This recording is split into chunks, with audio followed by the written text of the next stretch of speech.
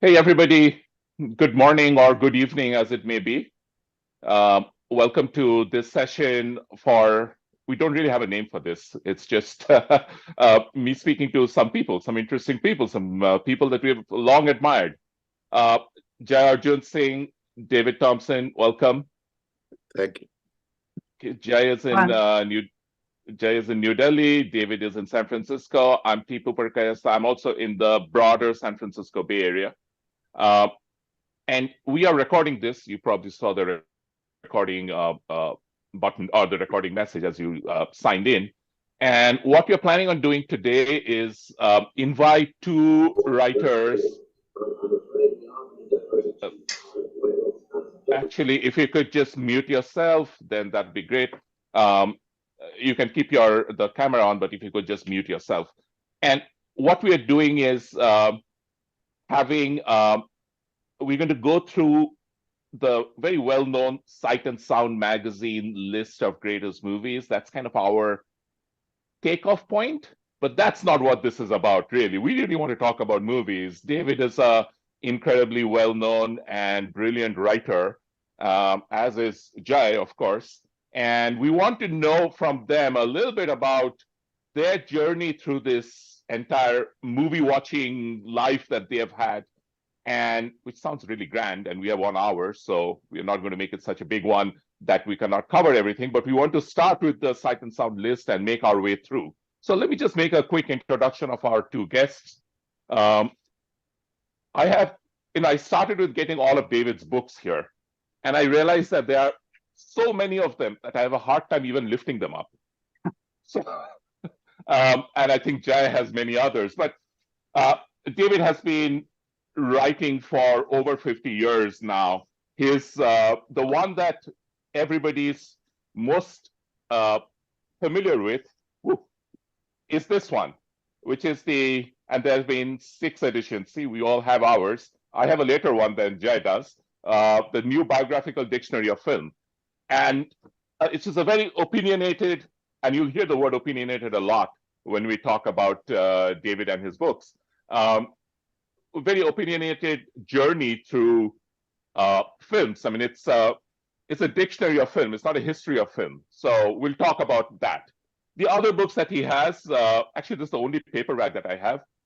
The Whole Equation, which I think Jai you also have. I think you just showed that. Uh, a Light in the Dark, which is his history of movie directors. His book about Warner Brothers, part of the Jewish Life series that Yale University had, which I did not know till very recently. Then, I can do this the whole day, actually, I'm realizing. His book on television, though it uses a cover from a movie, that's the famous cover from Poltergeist. Sleeping with Strangers, and that's a scene from Blue Velvet, if I recall. Yep. And then finally, big screen. Now, one of the things I'll say about all of David's books is that, I mean, these are only a few of his books. He's got many others. Is that his books are not just about life of one person. It always goes into something much bigger. The big screen, the subtitle is The Story of the Movies. In other cases, you'll see things like Sleeping with Strangers is how the movie shaped desire. In case of television, it's a biography. In case of The Whole Equation, it's the history of Hollywood. Light in the Dark is a history of directors. So the scope of these movies, of these books, is huge. And which brings me to the last book that he has written, and that's the one that we have been. I've been going to this lecture series that David has been doing at Berkeley at the Pacific Film Archive, and that's this one. It's called The Fatal Alliance, his new book. It's a century of war on film. And again, war, like movies, never seem to grow unpopular. So there's always something going on at some corner of the world. So a book which, again, if I go by the way that David looks at his biographical dictionary of films, is probably going to get updated every few years, given the number of wars and war movies that are coming up. So that's David. He's got many other books, and I'll say that he's written almost equally about the people on screen as and the people behind. So he has written a lot about the actors and actresses, and also, of course, about the people who make the movies. And then Jai, whew, I'm almost out of breath just introducing all the all the books. So Jai, thankfully, has been writing more on articles and some really good pieces in our local Indian papers, and of course in the Sight and Sound list that we mentioned. Jai also had his a piece out in Cahiers last year. Something that David mentions as Cahiers du Cinema, the French magazine, that he mentions as one of his inspirations behind the biographical dictionary of film. So Jai's book, I'll start with the latest one, which is, oops, here it is, on Rishikesh Mukherjee. And David Rishikesh Mukherjee is actually, Jai, why don't you introduce it? You are here. Yeah, Tipu, I don't think we need to do a long-winded introduction about me. I think we should Not at just get all. on to the Sight and Sound list. But suffice it to say that there's one book about an Indian filmmaker, Rishikesh Mukherjee, that Tipu mentioned, who was very well known for a series of what are considered to be middle-class films, or films about the Indian middle class, told in gentle, non-abrasive ways in the 1970s and the 80s primarily. And there's another book about a film that was one of the darkest satires of its time, Jane Bhi Do Yaro, which was from the early 80s. But I really think we should get on with talking about the list. And also, I just want to just say again, we were talking briefly before we opened this up, but I just wanted to say again, to add to what you said about David, what a big fan I've been of David's work for many years now, and incredibly envious also, because of how prolific he is, how clearly enthusiastic he's managed to stay about cinema and about writing about cinema for decades now. He's been doing this for more than 5 decades, and one of the things I find most invigorating about your work, David, is how you manage to combine erudition with whimsy. So you'll have a lot of writing that's backed with tremendous historical knowledge, research, and so on. But there'll always be this strong personal touch to it, and there'll be an angle that you find that's always fascinating. I was earlier today. I was actually reading one of my favorite essays by David. It's collected in this book, The Whole Equation. It's an essay called At the Paradise, I think, and it uses the Edward Hopper painting, New York movie, as a takeoff point to just talk about films, to talk about how we experience them in the dark, to talk about the usherette who is depicted in the painting, and what might be going through her mind, and what film that might be, that you just glimpse on the screen in the painting. Is that the curve of Charles Foster Kane's mouth as he's saying Rosebud? Little things like that. And David beautifully brings together his personal obsessions as a film buff and as a writer, with a lot of depth in terms of in terms of the film history and his understanding of film history. So that's something I just wanted to add to what you were saying, Tipu. And maybe we can just move on now to the list, or we can let David talk about his list, which I think you have on the screen Yes, now. yes. I hope Yeah, everybody can see the list. And I can. you can, yeah, okay, great. And I also made one quick message on the chat. Um, you'll have questions. Please ask the questions on the chat, and we'll get to them as we can. And anything for Jai or David or for me. So onward, you have the two lists in front of you. And maybe, David, I'll start with yours if you want to go through yours, and then Jai, maybe you can go through your list. And it is and here's what it is. This is from the 2022 Sight and Sound magazine's poll, best movies poll. Jai and David were two of the how many total correspond, or how many people participate in that? Critics participate. About I don't 250, know. I think. No, Yeah, I think it was 1600 or something this time. $1,600. It was enormous. It was huge this time. It was around 800 last time in Yeah, 2012, and this yeah, time it was 1600 or something like that. no. Well, they And were. David, yeah, I mean, go ahead, David. I I think they wanted reasonably to extend the electorate. So there was a big move to get a lot of younger people, people not from Britain or from the West even, and I think some very interesting results came out of that. But I just wanted to say this first of all, that it's kind of shocking to see the lists written like that, and I'm only reminded of the fact that until I saw the list, I wouldn't have remembered every film I had picked.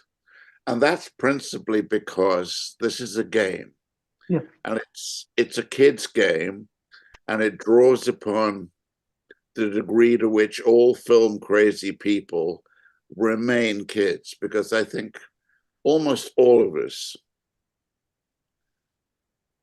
discovered the cinema when we were very young, when we didn't really have developed critical faculties, and it was a passion. And more or less, I think I've held on to that passionate attitude. And that means that one does and picks things that by tomorrow you might say, oh God, why did I pick that film? You know, I mean, for instance, I picked Fists in the Pocket, and I picked it for this perverse reason that I guess the film was virtually forgotten now. It was Bellocchio's first film. I love it.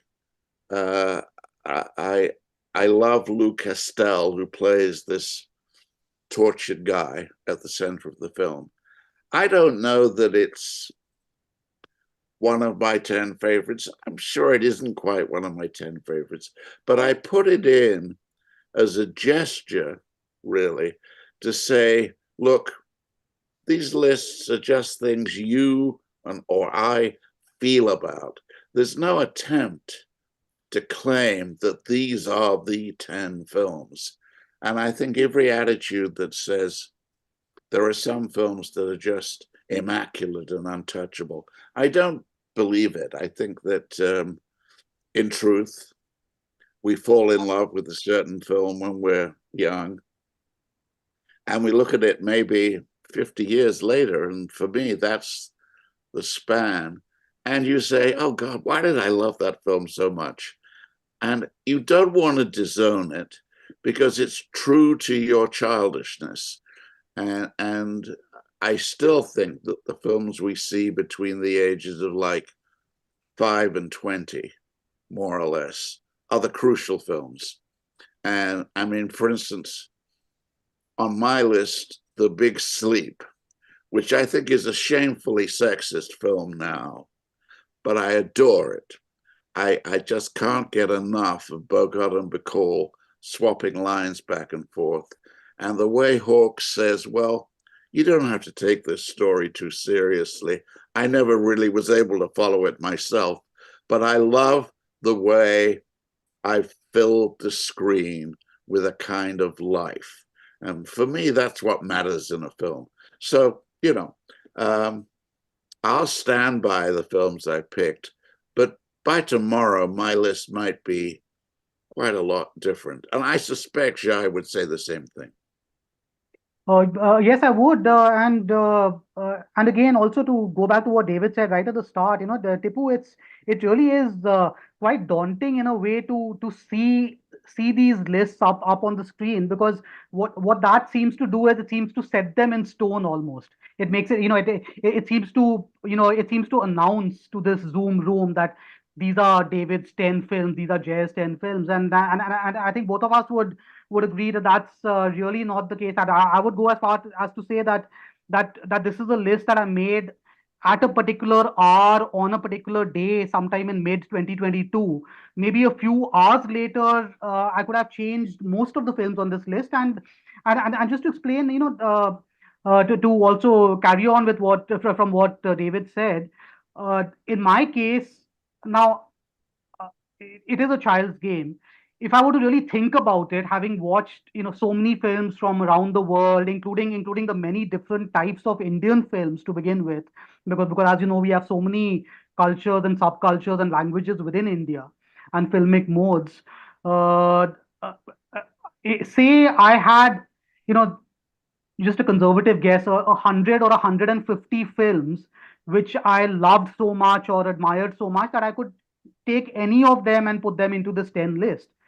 Then after that, what happens is once I have a rough idea that any of these films can go into this top 10, then what happens is that you start paying some attention to the game, and you start selecting and pairing, and maybe making little token nods to representation. So I want so I might have told myself in preparing a list that given what my viewing life has been over the last 40 45 years or so, I need to have at least 3 or 4 Indian films in a list of 10, representing perhaps different types of Indian films. And then I need to have one film from the silent era. I need to have something, representing a larger than life cinematic idiom, something else that represents something a little more pared down, like the Ozu film there, Early Summer, which is uh, which is actually the middle part of what is known as the Noriko trilogy, and probably the lowest profile of those 3 films, because both Tokyo Story and Late Spring, I think, are better known on the whole.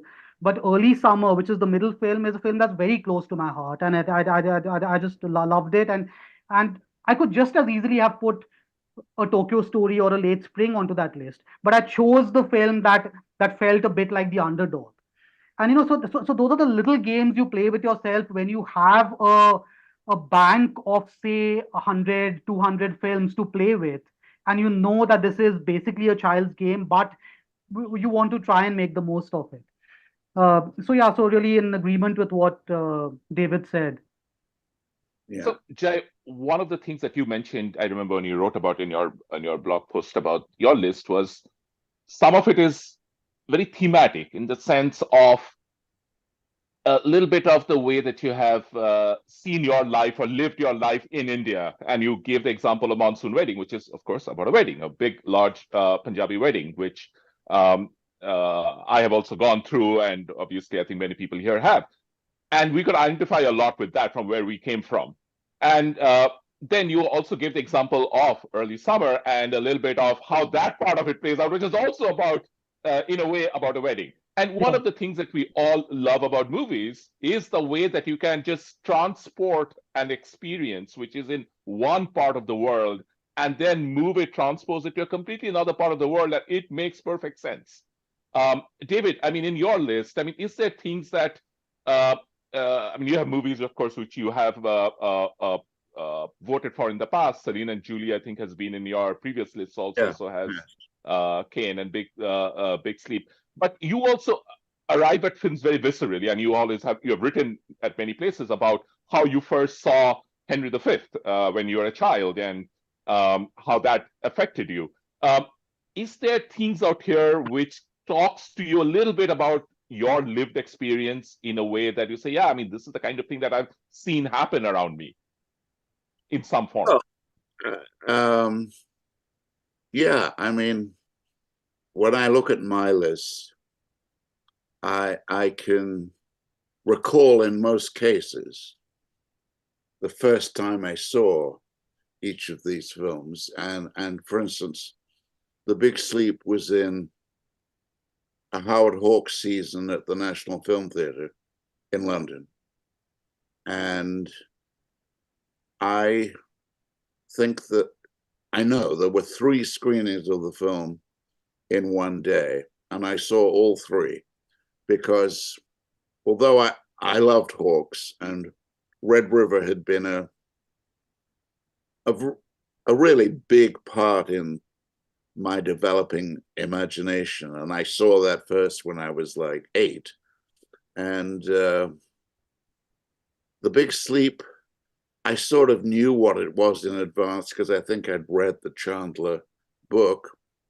But it just seemed to me totally sublime. And I just briefly, everyone still says The Big Sleep is a film noir. Well, it is, and it looks like it, and it's got a mystery story, and it's got violence, and it's got a femme fatale, and things like that.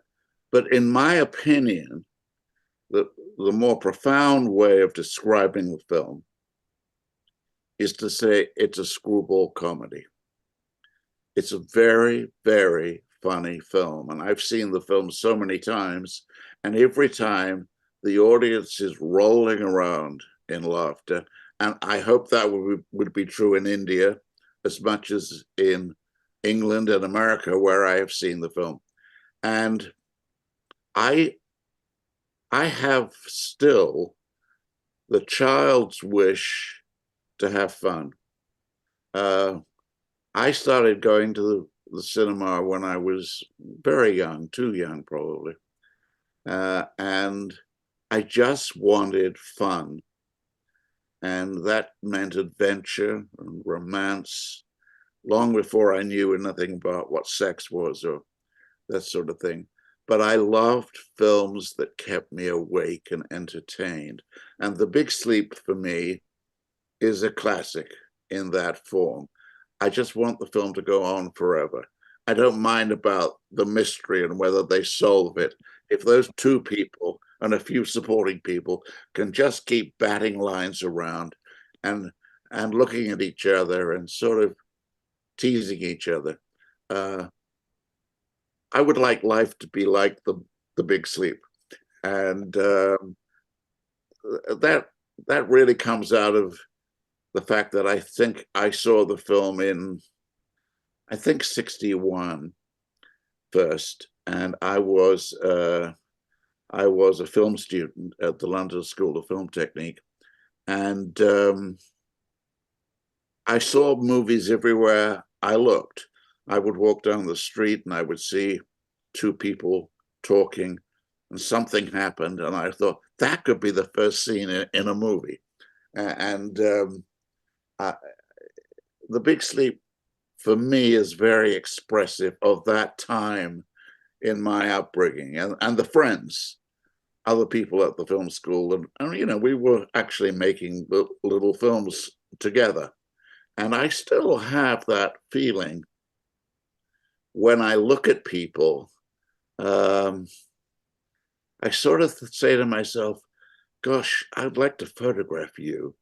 And I can begin to see the germ of a story, which is simply in the way you look. I mean, I look at Jai, I've never seen before. He comes on screens wearing this fabulous shirt, very intriguing. He has a great smile.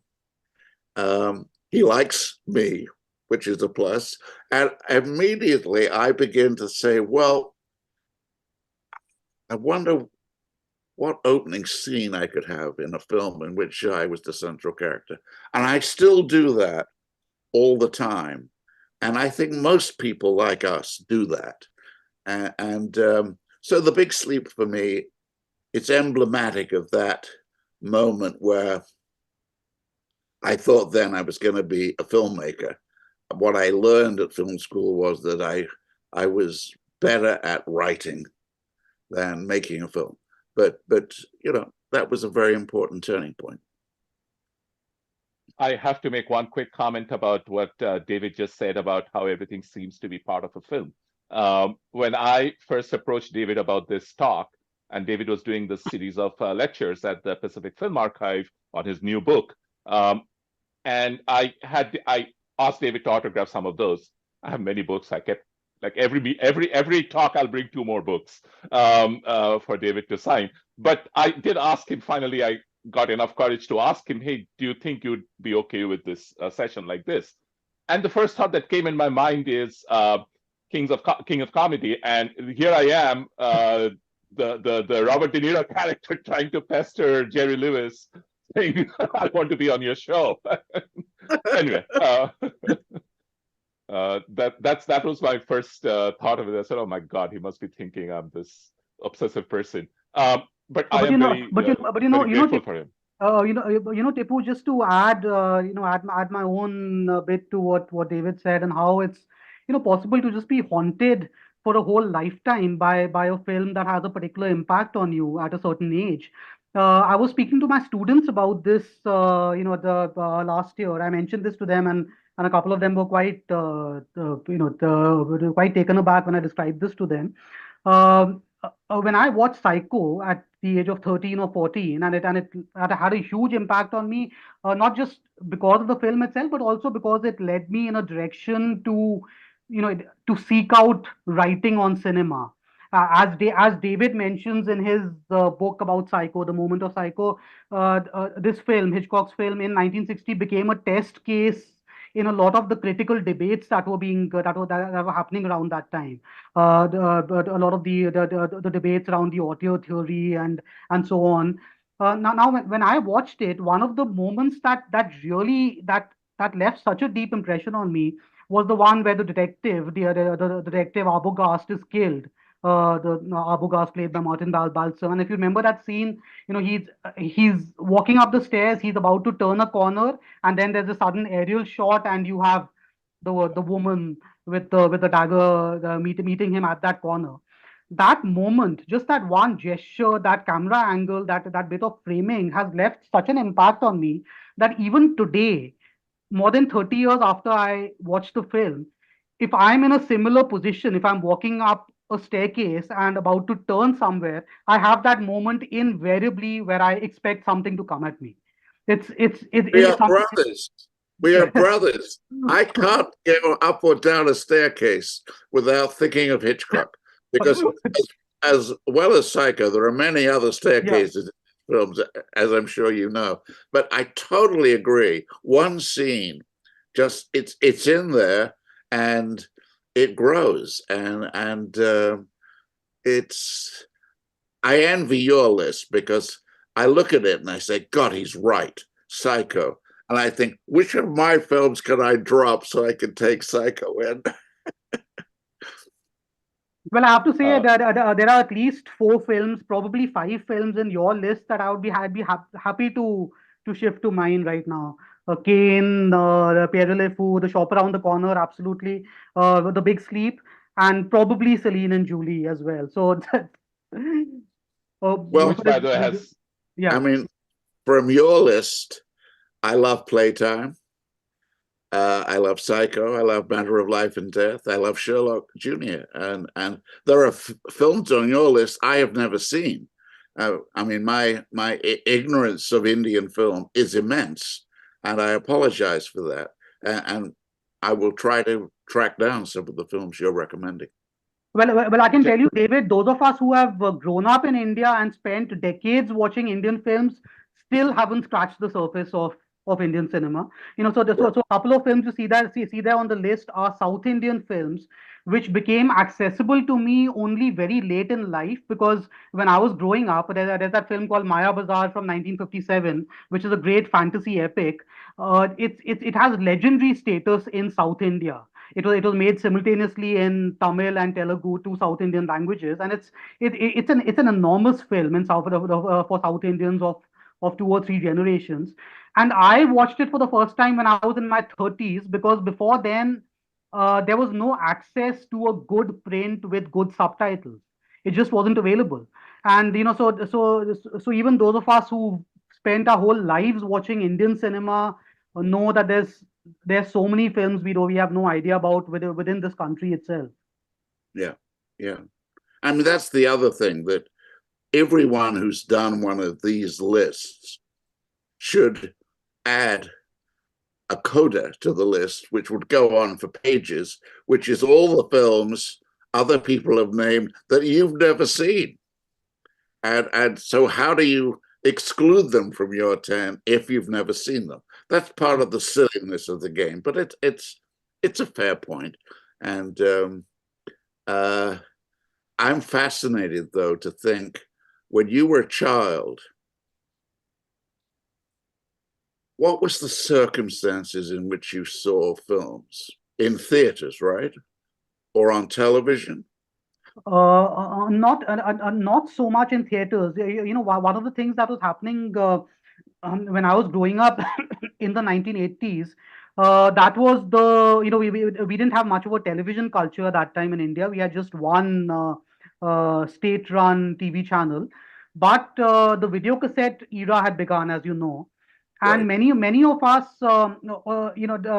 speaking for myself, I was also in a situation where I was living with a single mother, and it was a time when cinema halls were not necessarily the most we didn't have plush halls which were seen as comfortable spaces for say a single woman to go to.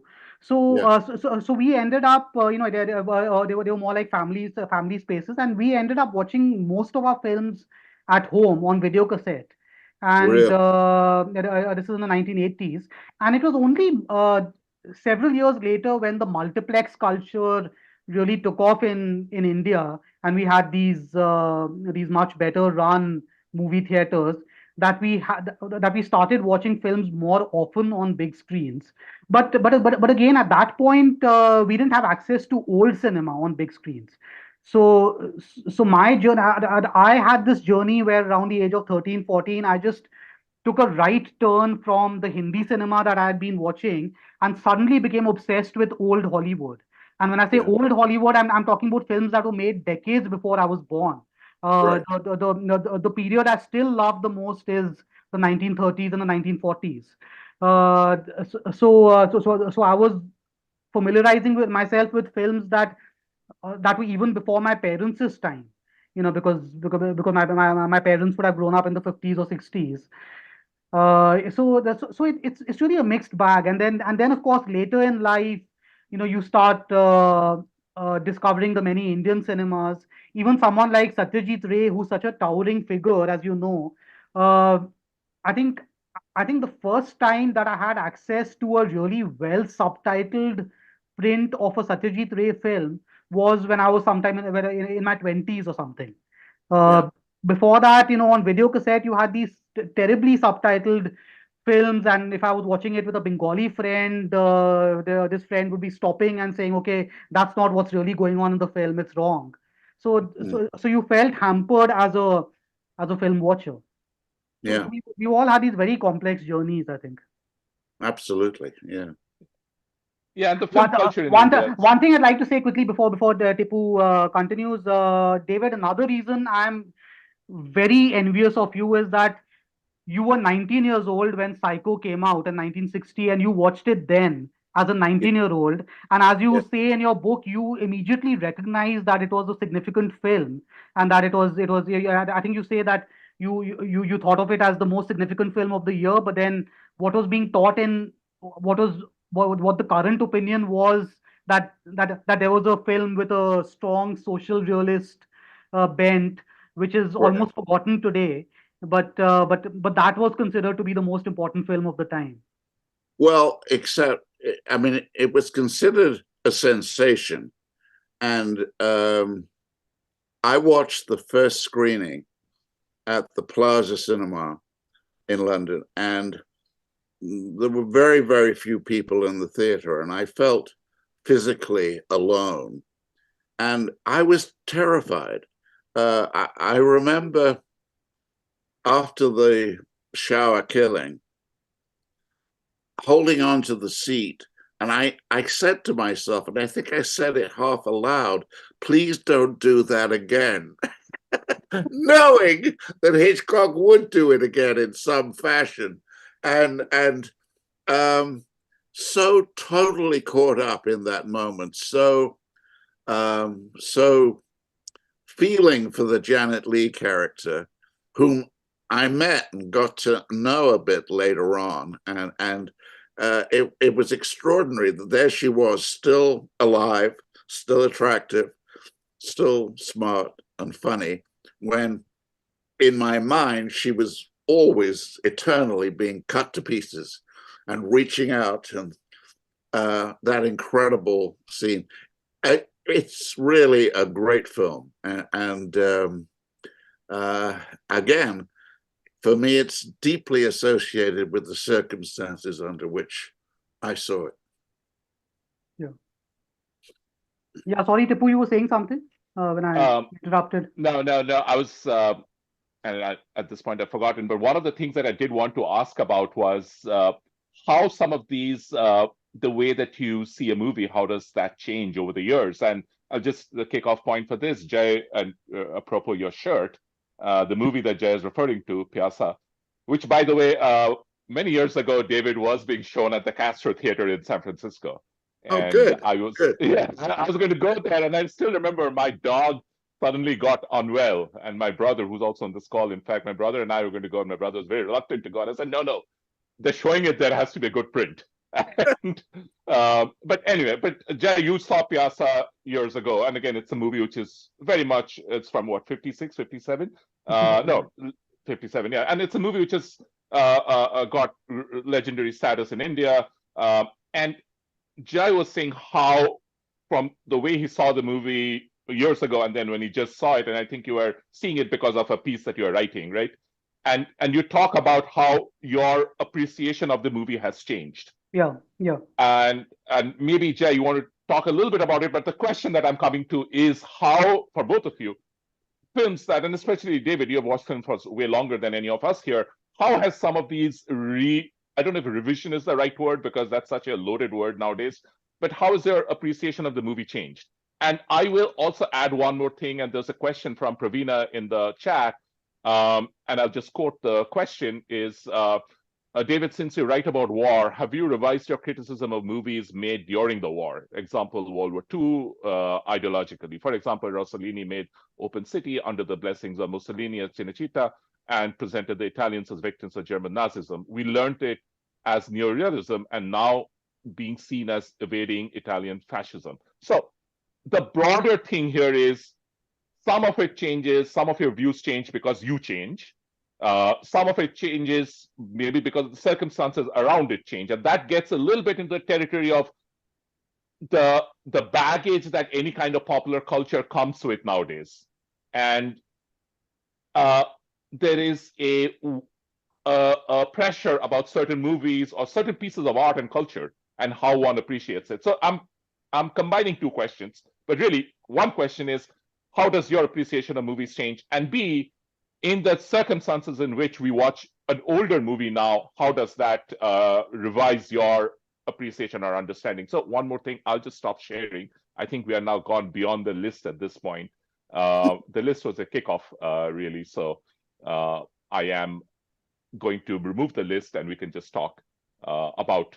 So maybe I'll start with Jay. Do you want to just talk about your Piazza thing and then maybe move on to David about some of his things that he's changing mind on? I won't say anything at length about it. Partly also because David doesn't know the film, but it's just what I wrote on the film group, the online group we have. That around I watched it just a couple of days ago. Watched it for the first time after 10 years or something, and I just found myself, maybe it was a combination of a really good print, the circumstances in which I watched it, they are undisturbed or whatever it was, or something in my thinking or my aesthetic sense had changed slightly. But I loved it. I was just completely blown away by it, even though I still have some reservations about the central character who's played by Guru Dutt himself, the director. I'm not completely sympathetic to this character, but the film really worked for me visually, and in terms of its music, in terms of the dialogue and everything. And then I went back and looked at. I vaguely remembered that around 10-12 years ago, I didn't think very highly of it. And I remembered some email conversation, and I did a search on my Gmail, and what do I find? I find that around 12 years ago, I had these ferocious email exchanges with a couple of friends who also didn't like Piazza at the time, and we were just bitching about the film and talking about what a terribly overrated film it was. And this is 12 years ago, and I no longer feel that way at all. And this is something that that is a bit frightening at times. The fact that you might change your mind completely about a film. But I think, any professional writer should try and own that change. And in fact, I'm reminded now of something that David wrote in his Pauline Kael entry in a biographical dictionary of film. I think, David, you noted that it's quite strange that Kael, for all her great virtues as a critic, made a, she was clear about never going back and watching a film a second time. She just wanted to watch it once and keep that impression with her forever. You mentioned that in that entry, and that's something, though I'm a big admirer of her work, I do find that very strange. And I think, we need to be honest about that, and in the process also be honest to our own changing selves, right? I, I think that's important, and that's basically just a continuation of what you said, Tipu. Yeah. No, well, I agree, and I'm not sure that Cale was telling the truth about only seeing a film once, but that's fair enough. Kane is a case for me. In my sort of early teens, I had read about Kane, Citizen Kane, in the few books that existed, which were not very good. And I understood from these books that it was a very important film and a very unusual and sort of a maverick film, not the kind of film that Hollywood really wanted to make, but they had made it nonetheless. And like a kid, I grew up in the feeling that everybody was waiting to see Kane again. And of course, in those days, I'm talking about the 50s, the early 50s, let's say, you could not see old films. They just never came back. Television was not really showing films in the way it would do. And so I had this pent up energy and appetite to see Kane. And then a local repertory theater announced, I think in 1955, they were going to play it. So I walked there, got there too early. I thought there would be a huge line waiting to see the film. I was the only person in the theater. And to see Kane in a good print, which I had, alone was unexpectedly a great way to watch the movie, because it's a movie about megalomania. So, if you're there alone and the whole thing is there for you, it endorses something profound about the film. And I fell in love with it. I didn't understand it at all. I couldn't even follow its storyline, but I kept seeing it. And then eventually I started teaching the film quite a lot. And I discovered, after teaching it for maybe 5 years on and off, I had to stop seeing it because I had analyzed so many scenes so closely that they were no longer working for me. And so I made a vow I would not see it, which I think lasted maybe 10 years. And I came back to it, and the film was transformed, because whereas I had thought it was an immense magician's collection of special effects, ways of photographing things, lighting things, using sound, deep focus, all those things that the books talked about, I discovered when I came back to the film that it was actually about great talent, great ambition, and the loneliness that attended it. And it suddenly became what the film was called as they were making it, American.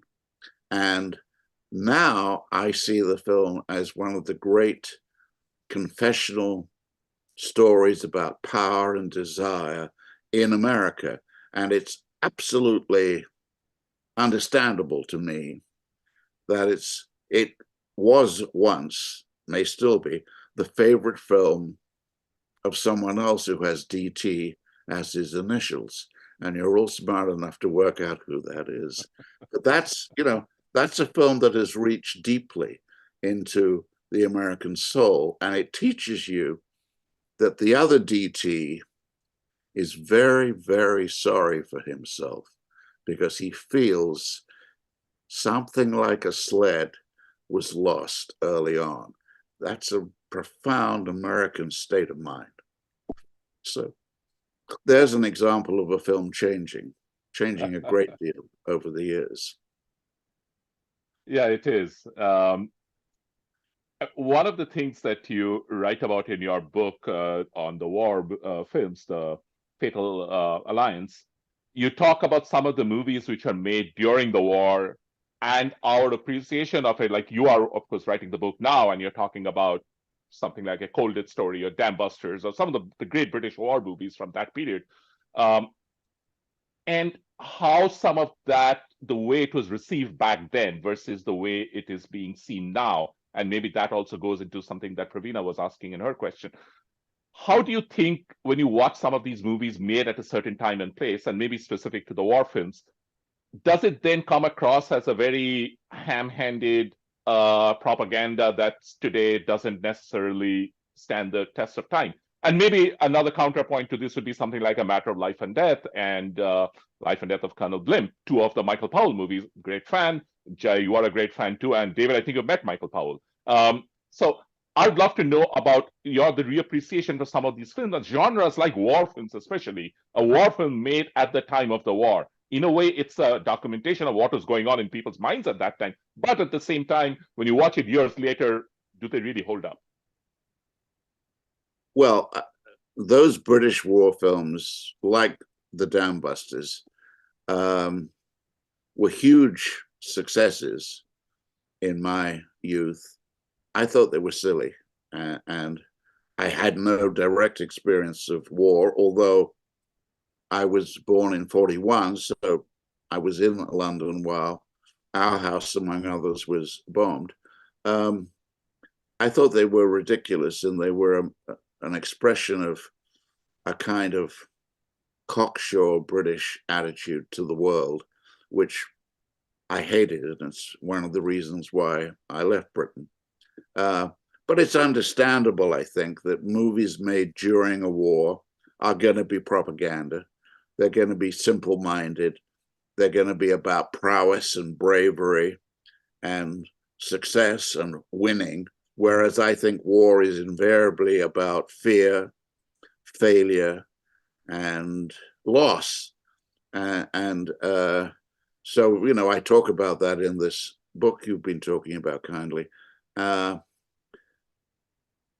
think there are experiences in a national history that it's almost impossible to deal with directly at the time, except in documentary.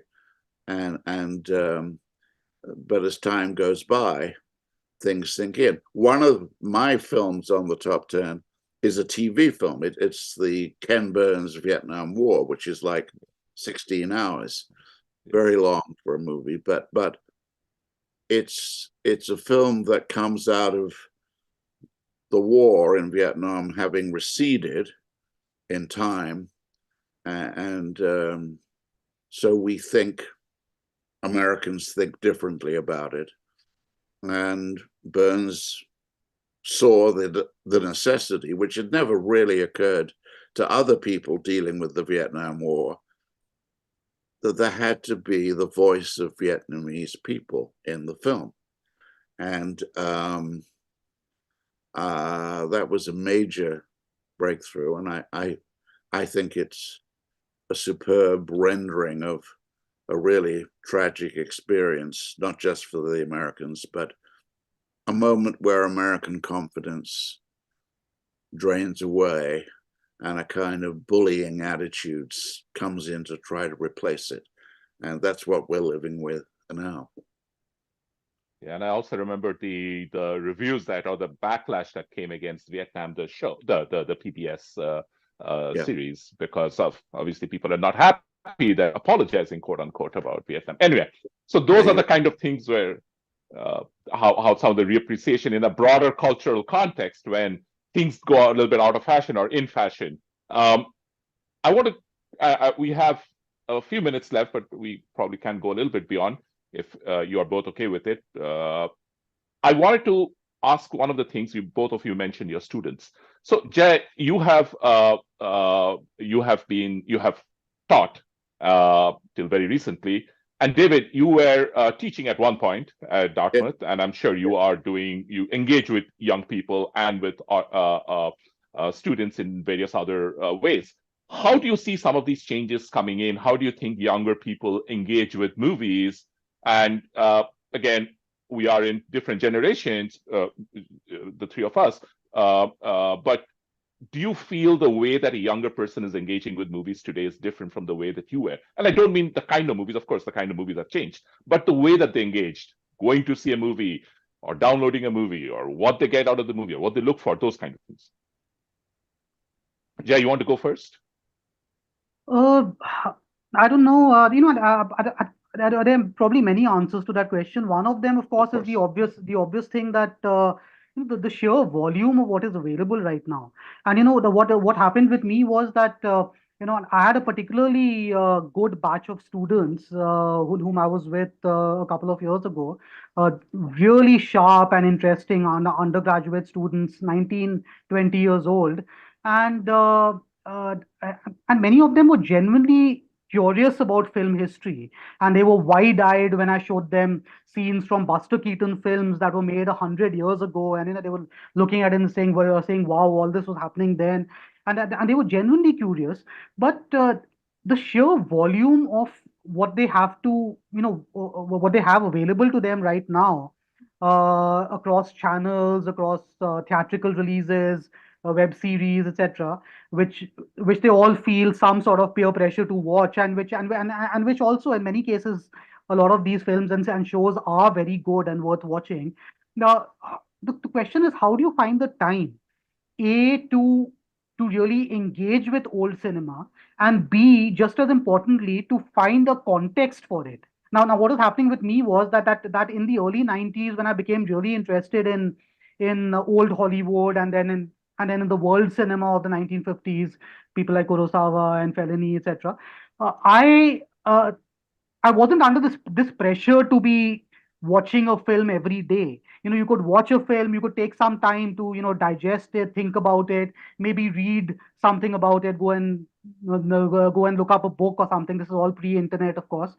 But today, you have a lot of these kids who so I showed them scenes from some of the Powell Pressburger films and the Wells films, and some of them, because those films are so visually striking and interesting, they really wanted to go and explore all of Orson Welles' filmography, which some of them have made a serious effort to do. But even that comes to them in a vacuum. So they might watch Citizen Kane without knowing who Wells's influences were, what happened before that, why Citizen Kane was a film that was perceived as being so important when it came out in 1941. Uh, and I tried to provide them that context, but it's just that there's too much else that's vying for their attention right now, which makes things complicated. I don't know how David feels about this.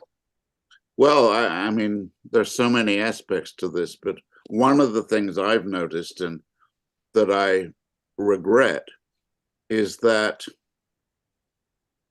young people are not as prepared, not as willing as young people were when I was young to be moved by a film. They have a very smart, observant, analytical take on it, but I don't know that they've had much experience of literally weeping at the end of a film. And I wept a lot, and I was not alone. I remember a story that a projectionist told, which was that when a film ended, you needed to keep the theater dark for a minute or so that people could recover, so that they weren't seen weeping. I grew up in a world where week after week, I was encouraged to fall in love with someone on the screen as part of the story. And young people I talk to now, I don't think they have that fantasy of falling in love in the same kind of way. They have a much more ironic attitude to the way the film genres work. And it's understandable, it's legitimate, but you know, I think that when you're showing silent films, particularly, the idea that these people are presented on screen as being in a love affair, maybe one that won't be fulfilled or consummated, but the desire in the close ups in silent cinema are just so intense. And I'm not sure that that works for young audiences today in the same sort of way. Yeah, no, that's a great point. I watch a bit of movies with my teenage kids, and I'd love to say that they are really into movies the way that I was with my father, or maybe many of people here learned from somebody uh, else who are watching the movies, and then they got to watch. And of course, like Jay, you said, we did not have a lot of options back then, so we would watch whatever we could. I think I I think wanted, I think yeah, Tipu, sorry, just I'll just interrupt yeah, for a minute, and I think we have a couple of interesting questions as well. yeah, But just to what David said, in a different sense, it also applies to the changes that we've seen in Hindi cinema, in mainstream or semi-mainstream Hindi cinema in the last 2 or 3 decades. We have a lot of young people, today who are uh, for lack of a better word, afraid of a certain sort of, or even disdainful of a certain sort of melodramatic tradition, which was central to Hindi cinema as it used to be earlier. Now, of course, as we know, that there were a lot of these films that we grew up watching in the 70s and 80s. They had their flaws. There are things that one can legitimately criticize them for. But there was also this, in the old melodramatic tradition, there was this directness about emotion, about emotional outpouring, which is not really quite the case in a lot of Hindi cinema today, which follows a cooler, more psychologically realistic Western model. And that's something we see a lot of young Indian viewers who will just whose knee-jerk reaction will be to scoff at the older type of film, or to maybe feel a bit sheepish about their own reactions if they are feeling a bit emotional. That does Yeah. happen as well. Yeah. Tipu, there's yeah. an I was intent. just going to go into that. Yeah. Yeah. I so there are a couple of questions. So maybe I'll start with um, I'll go in order. Maybe Uday has asking. Uday Bhatia is also a film critic, and I have his book behind me. Uh, I'll just read out the question. I'd like to thank David for Have You Seen, a book I've committed to memory and stolen from liberally. Which are some films that came out after its publication that would he have liked to have included? Oh gosh, I mean, quickly, I would say the work of Paul Thomas Anderson, who seems to me to be the most interesting youngish director working in America. He he takes risks, and not everything works, but when his films work, I think they're extraordinary. And I would say Boogie Nights, Magnolia, The Phantom Thread. I would urge, and There Will Be Blood, films that I would urge people to see. And Actually, David, the Boogie Nights, Magnolia, and There Will Be Blood are in the book. In oh, are they in fact, that uh, book? in fact, in Okay, fact, in fact, in fact, in fact, There Will Be Blood is probably one of the last films chronologically to be in the book. It's 2007. So yes, I think the book came out 13, 14 years ago, right? that's the last edition. Yeah, yeah, Yeah. yeah. Right. So anything from the last 4 or 5 years, because we didn't talk about this, but your list very interestingly has the Underground Railroad on it, right? Is that is Yeah, that yeah, the yeah, yeah. is that is That's the that the one. Yeah, series, which is Oh, Barry Jenkins. Yeah. which is a series from just 2 years ago? Would you include web series in a new edition of have you seen if you had another edition? If there were to be another edition, which I don't think there will be, it would be almost twice the length of the first one, which is one reason why it will not happen. So much has happened in the last, let's say, 10 years. That's been a great education for me. I talked earlier about Jeanne Dielman, which was voted #1 in the last Sight and Sound poll. It's not a film I love, but already, since it was voted 1, I have gone from saying, what the hell did they vote that best film for, to seeing it's a very interesting film. The film is growing in my imagination, although I will say that I have a lot of friends who looked at the list. They're not film writers, they're not critics in any way, but they were amazed that people like us, in general, had voted that film the best film ever made when they thought it was intolerably long, minimalist, and slow, and ending in the usual kind of melodramatic punch. I don't think voting that #1 has helped film culture. I think it's been a confusion for a lot of people, but I do think that if I live to see the film several times more, it will get bigger and better and less slow. Interestingly, already the film seems quicker. This is because I was stupid when I first saw it and didn't know how to watch it. And great films teach us how to watch them. There's something about that film that, I don't know, it just gets quicker because you learn to see how much is happening. So I think that brings us to the next question, which is on, and we kind of sort of went around it earlier. Are there one or two films that you hold close to your heart and adored for decades that you now look back and think, what was I thinking? I remember in your book, you talk about, oh, what a lovely war in your new book, and as something that you wanted to include, and then you saw it again and after liking it originally when it came out. And Oh, What a Lovely War is a Richard Attenborough film based on a stage play. I think it had John Lennon in it at one point. Anyway, so yeah, and but I'm sure there are movies like that. And the example given was the passage of, this is my brother writing, a passage about Malcolm McDowell as a SS officer that he liked a lot back then, but when he saw it again, it was pretty horrible. So if you have movies that over the years, obviously, I'm sure opinions change. Things that you like that you don't like now.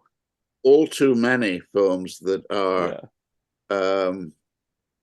sort of painful to watch, but I do still review them because what that offers you is a chance to re-examine yourself. Because if I love that 40 years ago and don't like it now, what does that tell me about the progress I've made? And I think that's true of buildings in our life and places, landscapes. I'm sure in India, Jai, there are landscapes that you took for granted for years, for decades, but which begin to mean more and more. They begin to become beautiful in a way they were not once before. And seeing is a sort of, time is a very important aspect of seeing. And I would say in Jeanne Dielman, which something I didn't cotton on to at first, but the filmmaker Chantal Akerman is sort of saying to us, I know this looks dull. This just looks like a very ordinary apartment with a rather drab kitchen. I know you're not excited by it, but keep watching and see how this woman uses that kitchen and that apartment, and you'll learn more about her. And I love that aspect of film altogether. Yeah, I absolutely just to the point of John Tillman, and I watched it recently at Berkeley after the PFA, and I was the thing that I was thinking of most at that time was one of the found footage films which has become really popular now. It's almost like the camera is rolling, and no one knows that there's a camera rolling. And much later, like after I won't give you the ending, it's like Yeah, there's some investigation and someone finds some footage. It felt like that. I Um, agree. Yeah, yeah. yeah. One more question from me. For David, you are a favorite writer of, actually, this is a question I was also meaning to ask. You are a favorite writer to many. Who are some of your favorite film writers? Film writers. Yeah, yeah. Well, I use that in a very broad way. I don't really have too many favorites who are critics. I'm not very interested in film reviews, to tell you the truth, but there are writers who I like a lot, who I think were intensely influenced by film. Graham Greene, Nabokov, Joan Didion, Norman Mailer. Uh, the culture of film is there all the time in their world and their way of seeing things. And I love writers like that. Dos Passos, his big trilogy, USA, written in the 20s and 30s. Impossible to conceive of that book without the idea of what film was doing to change the world. Ragtime, Doctorow's book, equally superb about how moving imagery changed the way we think. Yeah, that's an excellent book. I'll end with one question from me. And Jay, did you have anything that you wanted to ask that I may have missed? And David, similarly, if you had anything that you wanted to talk about that we may have missed, or ask Jay, or anything else. Oh, no, there's plenty that I would have liked to ask, but you go. I mean, the principal one, which is probably an unanswerable question, is is how do you have the energy to write so much after 5 or 6 decades of doing this? I mean, did you ever feel stymied at all, or also did you feel the need to write about every film or every series that you watch? No, Is that does that no, happen? No. no. I do feel the absolute need to write all the time. Um, uh, I mean, I'm more a writer than a film person, I would say, and I've written about a lot of things that are not really filmic directly, but playing with words is what keeps me alive. Also, you have written fiction as well, and fictionalized versions of film analysis, like that piece about James Dean surviving the accident and his 50th birthday That's right. in That's in right. in, in One of my 1981. And favorite pieces. yeah, Yes, it's a, yes. it's a piece that a lot of Paul Newman fans might have problems with. because because basically what you say is that if Dean had lived on and done everything that he was scheduled to do in the next few years, then Paul Newman would not have had a film career. There you are. You see, yeah, yeah. We hang by a thread, all of us. Yeah, Tipu. Yeah, and sorry, we have one last question which has just come up. Is it really possible for a film critic to do justice to a film from a culture that one has very little understanding of?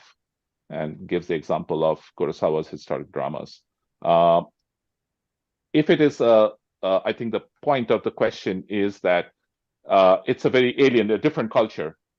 Does the Yeah. critic or the film writer, I guess, approach it from not a lot of understanding of that culture? How does that Well, work? do it justice? No. Get them to see it? Yes. And in the end, what we do, and people like us, is say something about a picture that will make a few people go see it and begin to make up their mind about it. But no, we can't do justice to it. I'm sure, for instance, that I have an extremely partial and prejudiced attitude to Satyajit Ray. But the moment where the sister and the little boy are in that grass field and the train goes by, that's with me forever.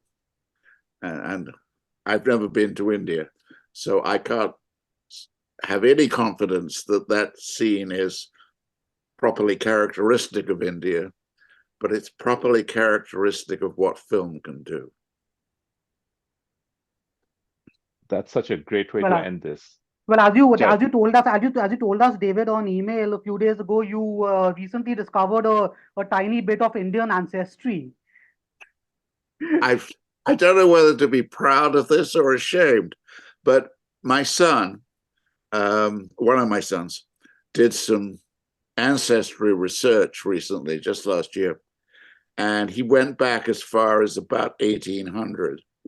And we discovered that some of our forebears were in India.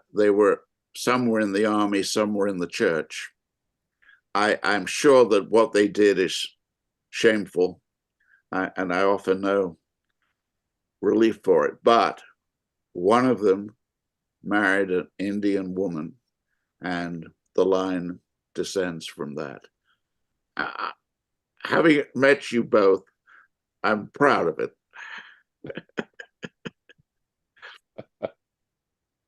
Okay. That's a lovely thing to hear. I mean, it's and to continue with what you said. I mean, before I'll just let Tipu end this now, but to come back to what I said at the beginning, you can be an Indian in India and still feel that a lot of Indian films are from an alien culture to you. You know, Yeah. so it's not like. It's not like this is only about clear-cut divisions between countries, somebody from one country not being able to get the cinema of another. Within a culture, you can have so many different sorts of subcultures. I didn't grow up with the Bengali view of what Satyajit Ray stands for or whatever. I had to discover his films in a through a very different journey and through bad subtitles, as I mentioned. Yeah, I bet. Yeah. No, but I think some version of that even exists everywhere. Like I mean, Michael Powell's Edge of the World. He goes to a island which is the culture is so different from mainland England, which of course is a point of a lot of that movie. David, thank you so much for your time. You are an inspiration. For arranging this and putting it on. And Jai, I'm just so happy to have met you, and I enjoyed this a lot. We should do it again. That would be I would great, love and to. I'm sure we're not going to run out of talking points at all. And I'm thrilled to have met you like this. There are many others here, including some people who are professional writers here in India, professional critics who are big fans of your work. I'm sure they are thrilled as well. Great. Thank you so Jai, much, both of you.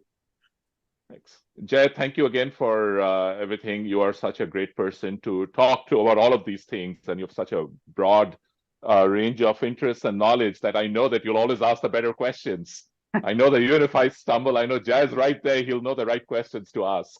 I'll put an end. I'll end the chat here. But before that, to everybody who joined, thank you so much. Thank you for the questions. Thank you for just being there. I will be editing it a little bit, and then mostly the stuff at the beginning before we actually started the talk. And then I'll upload this on YouTube. So hopefully you will get to see it for those people who missed it. Well, of course, not here to know that they have missed it. So thank you, everybody, and have a great rest of the day. It's late for people in India, and then we have a whole Easter day ahead of us. So happy Easter to everyone. Okay. Yeah. Goodbye. Thanks for organizing this, Tipu. Absolutely. Bye. Bye. Bye.